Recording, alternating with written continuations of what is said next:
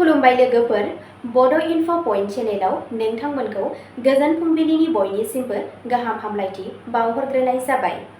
आं दिनै नोंथांमोननि सिगाङाव राशि बायदियै सानसेनि फानजामुथिखौ फरायथिनो लादों। आसा खालामो नोंथांमोना भिडिअखौ नायना मोजां मोनगोन आरो नोंथांमोनहा सानफ्रोमबो फुंबिलि समाव बेबादिनो फानजामुथिनि आपडेट मोननो थाखाय चेनेलखौ साबस्क्राइब खालामनानै लादो आरो भिडिअखौ मोजां मोनोब्ला अन्नानै लाइक, शेयार आरो कमेन्टबो खालामनानै होलांब्लानो जाबाय।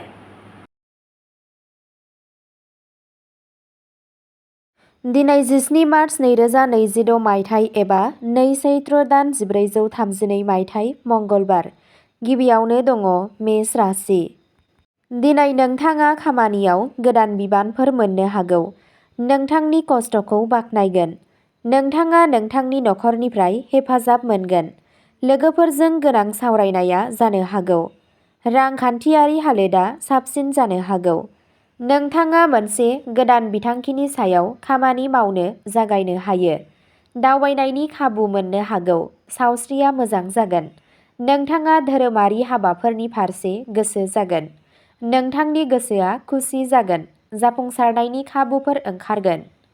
नोंथांनि दिनैनि खाफालगोनां दिगा जादों साहा, खाफालगोनां अनजिमाया जादों 5 आरो खाफालगोनां गाबा जादों रेजें गोजा गाब। वृषभ राशि।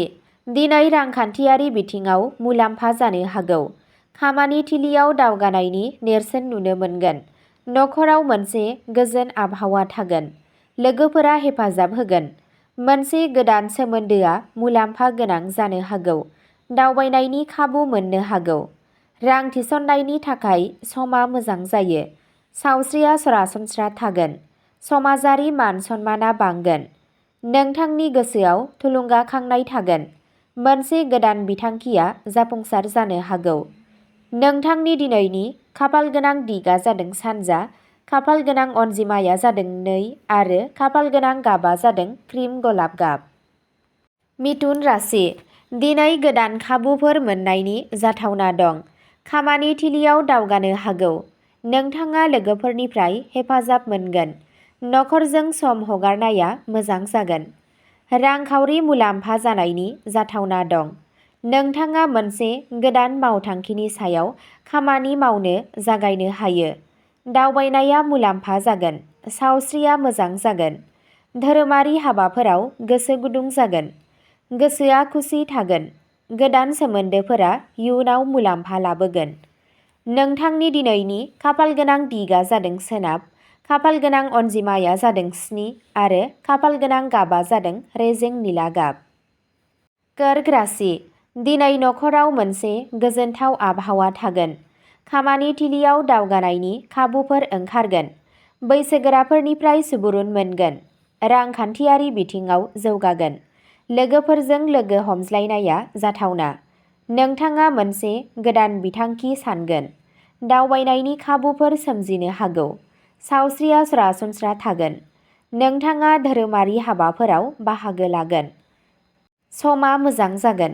नोंथांनि दिनैनि खाफालगोनां दिगा जादों खोला, खाफालगोनां अनजिमाया जादों 8 आरो खाफालगोनां गाबा जादों रुपा गाब। सिंह राशि। दिनै नोंथांनि गोसोआ बांगोन। खामानि थिलियाव मान मोनगोन। गोदान बिबानफोर मोननायनि जाथावना दं। रांखान्थियारि मुलाम्फानि नेरसोन थायो। नखराव मोनसे गोजोनथाव आबहावा थागोन। लोगोफोरा हेफाजाब होगोन। नोंथाङा समाजारि हाबाफारिफोराव बाहागो लानो हागोन। दावबायनाया मुलाम्फा जागोन। सावस्रिया मोजां थागोन। मोनसे गोदान सिनायथि गायसननो हायो। गोसोआ खुसि जागोन। नोंथांनि दिनैनि खाफालगोनां दिगा जादों सा-सानजा, खाफालगोनां अनजिमाया जादों 29 आरो खाफालगोनां गाबा जादों सना गोमो गाब। कन्या राशि। दिनै नोंथाङा खामानिफोरखौ साजायनो खाबु मोनगोन। खामानि थिलियाव मोनसे गोदान बिथांखि बानायनो हायो। रांखान्थियारि बिथिङाव जौगागोन। नोंथाङा नखरनिफ्राय हेफाजाब मोनगोन। फरायसाफोरनि थाखाय समा मोजां जागोन। नोंथाङा लोगोफोरनिफ्राय मुलाम्फा गोनां बोसोन मोननो हागौ।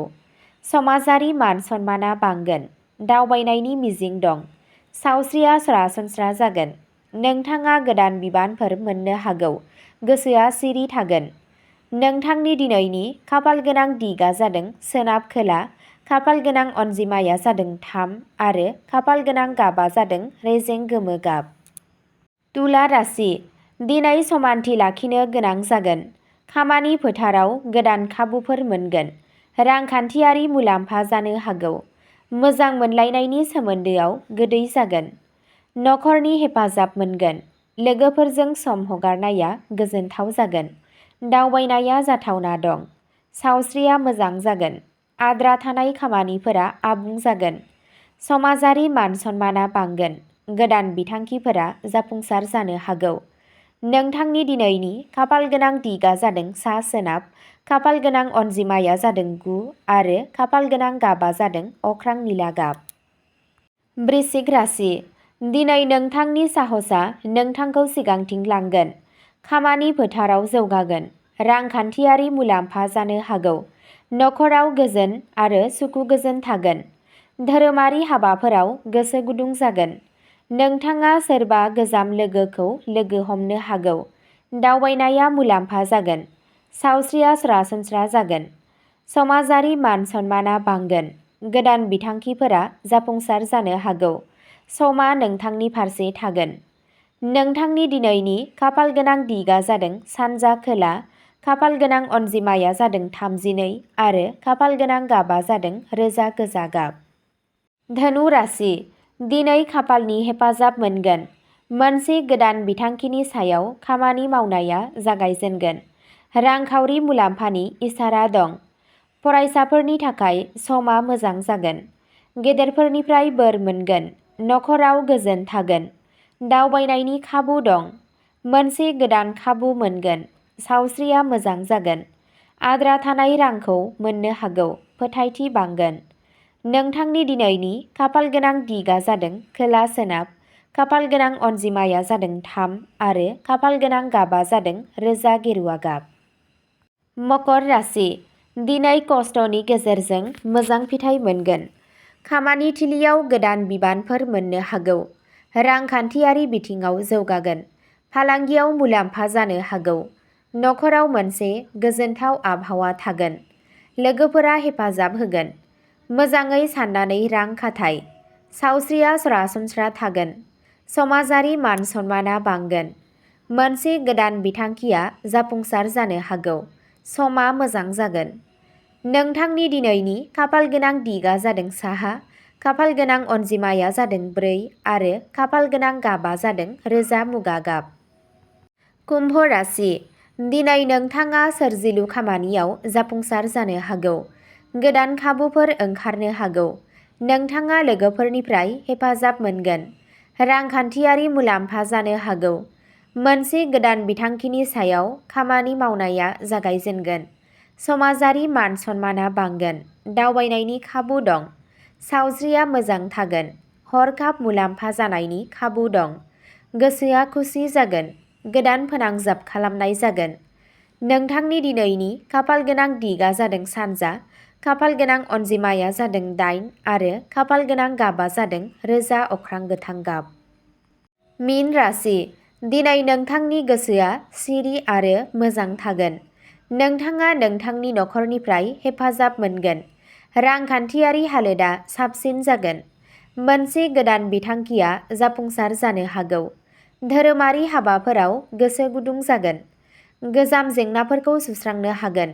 गथ'साफोरनिफ्राय रंजानाय मोनगोन। दावबायनाया मुलाम्फा जागोन। मोनसे गोदान खाबु मोनगोन। सावस्रिया सरासनस्रा थागोन। गावजों गाव फोथायनाया बांगोन। नोंथांनि दिनैनि खाफाल गोनां दिगा जादों सोनाब, खाफाल गोनां अनजिमाया जादों 6 आरो खाफाल गोनां गाबा जादों निला फान्थाव गाब। अब्ला दिनैनि फानजामुथि एबा राशि फरायथिनाया एसेनोसै। गोजोन्थों।